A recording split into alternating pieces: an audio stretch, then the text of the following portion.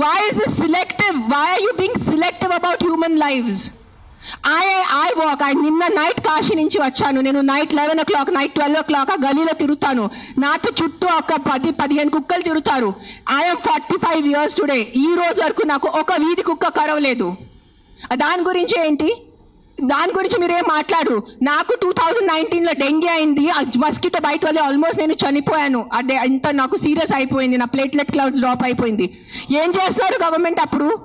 మీ ఇంటిలోనే మీరు ఆ పాట్స్ పెట్టుకుంటారు. మీ ఇంటి పక్కనే అంత చెత్త ఉంటుంది. దాంట్లో 100,000 మస్కిటోస్ ఉంటాయి. దానికి మీకు లేదా?